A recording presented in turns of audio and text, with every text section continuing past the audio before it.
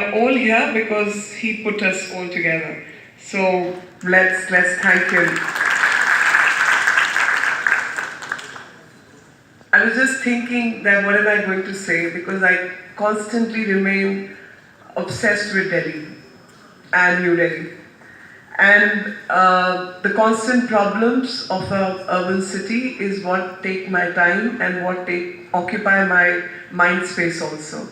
But then I heard the oath which Srijan made us take, which said, don't think small.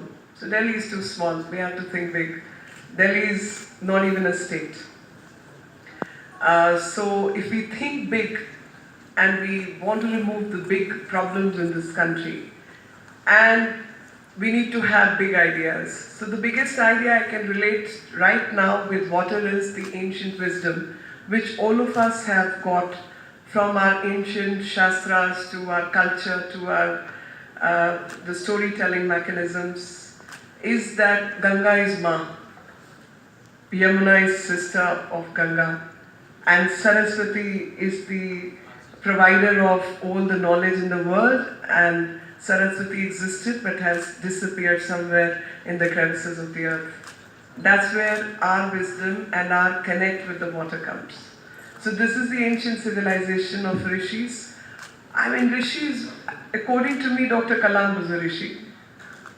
End of the day, these were people who could think big, who had very big ideas, and were very logical and scientific in their thinking. So all the logic and science that you get out of these ideas was preserved nature. And sustainability is what we have learned in the 21st century, but sustainability is what we practiced 21st century ago.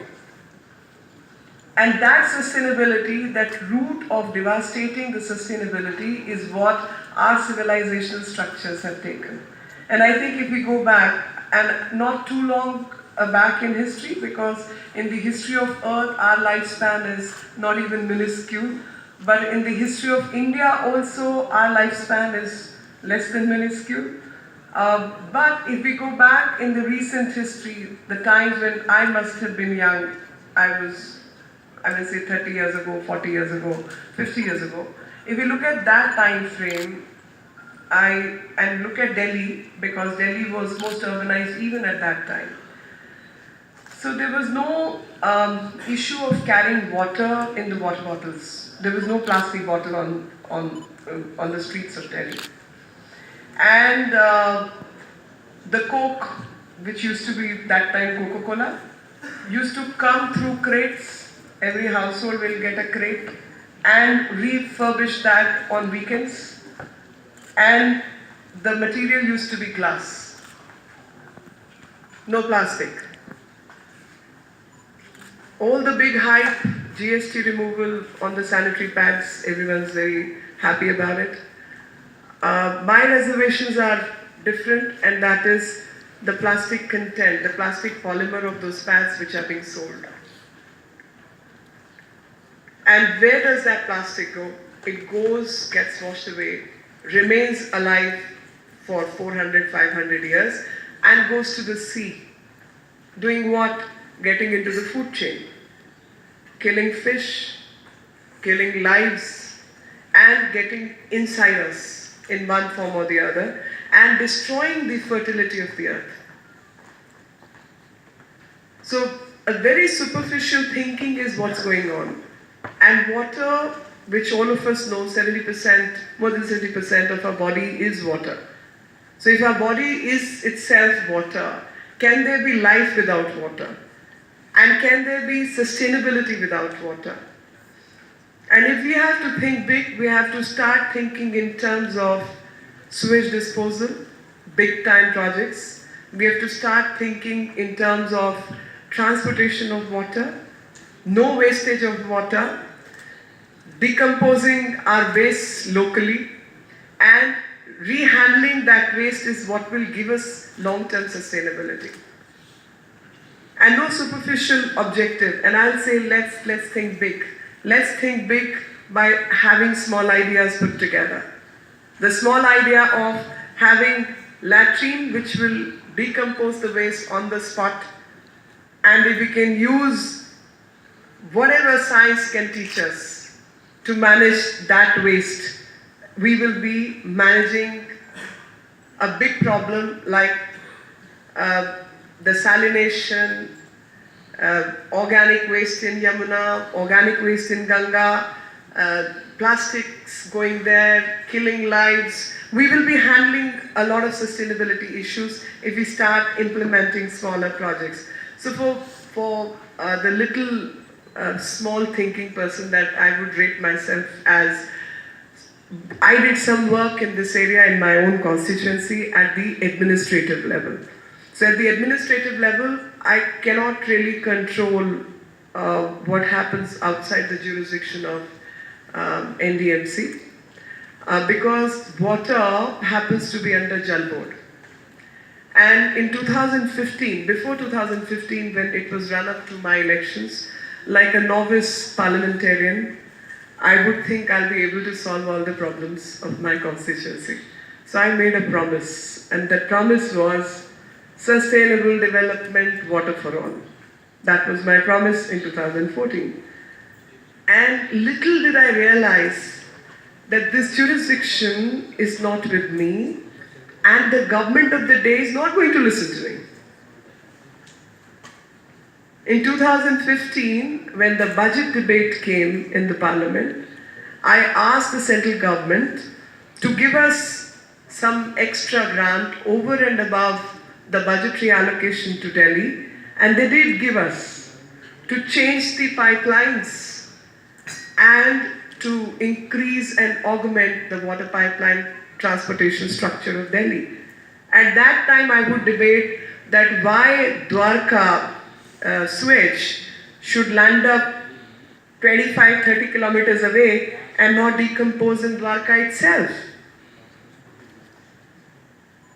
With all those difficulties, we got some 1200 odd crores for Delhi Jal Board. Until date, I am still struggling because a lot of people in my area would be complaining, "Pani theek nahi aata, aap kuch kariye." And then I say, "Look, you've got to approach your MLA because my writing letters doesn't help." They would say, "But we chose you." How do I say that I got the money, but spending that money is not with me, not in my hand? But in NDMC area, we did a smart project. We've set up something like 10 STPs, which is decentralized. So we are using the local wastewater to green our areas. And when we say the right to 3 liters of water per human being is what we all want every human being to get legally, technically, and sustainably. The bigger demands are of washing, bigger demands about cleaning, the larger demands of watering plants, greening the cities, managing other activities in the city. Now for that, the best model is decentralized system of setting up STPs. The moment we set up decentralized STPs, the local demand of greening the areas get to be met. And we did about 10 such projects in NDMC. I kept writing to DDA to do on the identical lines. Unfortunately, we could not succeed because the DDA, though works in the outside jurisdiction, but has issues with the pipelines. The pipelines are under the Jal Board and no one else can tap them. In terms of providing clean water, we are still struggling how to give clean water because there's a tanker mafia operating in Delhi. And unfortunate part is the tanker mafia is about 250 tankers is what Jal Board runs, but has further contracted it to 3 corporates. And those 3 corporates are the ones who are controlling the water supply system. So nobody is interested in putting the trunk lines for water supply. It's end of the day, Mafia Raj. Because in transportation, they get to be paid and government supports that payment.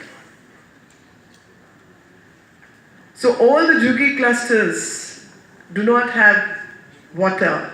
Do they live without water? Answer is no, they pay for water. And if they are going to pay for water through tankers, they might as well pay the government for the piped water. So, free pani is not possible. It's a false promise because nobody gets free pani in Delhi. They all pay for it. And if people like me end up at some Jhuggi cluster, poor fellow will go and pick up a so-called Bisleri water bottle. I hate this idea. I genuinely hate this idea of buying water in plastic bottles. But if I end up at somebody's house, he's going to go fetch a bottle and supply it. Give it to me. Ki behan ji aayi hai, pani to peene ko chahiye, saaf pani dena hai. So what happens to the water supply? The clean water of 3 liters that we are all talking about, and government saying we'll give you free water, is ending up buying and paying higher sum for that water. Another interesting aspect is the jurisdictional aspect, because there are several stations which are operating. Now if a person like me wants to determine which system is operating and which is not operating, which has got higher pressure, which has got lower pressure, where the supply is operating, where supply is not operating. So pumping stations are operating differently, but the jurisdiction of the Jal Board offices is not as per the pumping station supply, but it is as per the legislative division of area. So you can never get the right figure. The consumption of water, for example, in Delhi is 1,000 plus MDW. But on paper, the production of clean water is around 800 MDW. So as it is on paper itself, you are showing a shortage. How do you make up for that shortage? You're not even producing that much of clean water. Another faux pas, by saying Haryana pani nahi deta, Delhi ko isliye hum pani nahi de sakte. So my very basic argument is, and I've asked Srijan to do that for me. I'm asking Rajiv ji, you also to help me with that. That let's test the water when it enters Delhi at Sonipat, and let's test the water near Faridabad when it exits Delhi.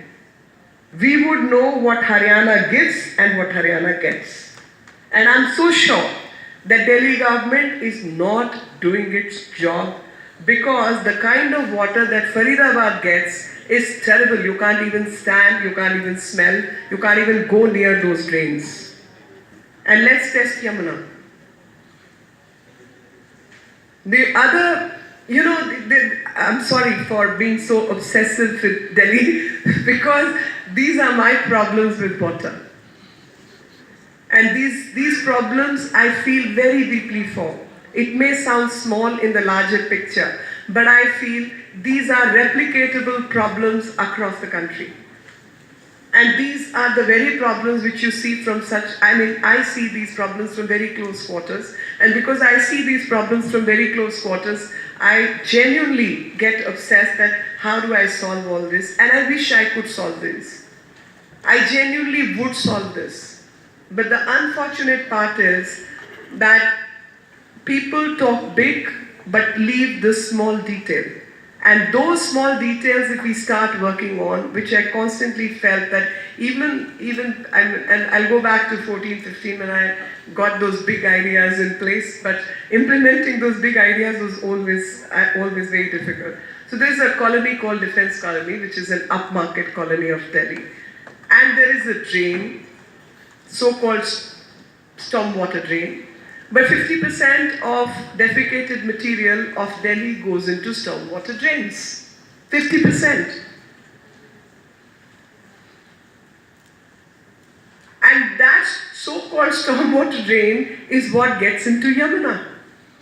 And people living across that big drain are paying higher taxes than rest of the people. And they get to smell, they get to feel the foul smell which is emanating out of that drain. And they all walked up to me and they said, ma'am, could you help us? We gave you votes with very high aspirations and faith in your capacity. And I'm like, I'm sorry, I cannot deliver. I wish I could. Because that's where initial plan was, I'll set up a methanization plant. After setting up a methanization plant, we'll get methane out of it, clarify it, make it into LPG, supply to the surrounding areas, and clean the water before it enters that area. And remove the juggies which are on that plot so that the defecated material does not get in, or wherever the defecated material gets in, at several points we put the STPs, clarify the defecated material. But none of those things have worked. And all that is due to administrative apathy. No dearth of ideas, no dearth of sensitivity. Certain areas in terms of educating people, we need to work. But more than the idea and education, I think there has to be administrative will to do things, to get things done. And that administrative will is what I find missing in many people. That passion is missing. The passion with which people like Srijan speak. The passion with which people like APJ Kalam Sahab lived his life. The passion which inspires all of us is something I find missing in administration. Nobody takes pride in their work.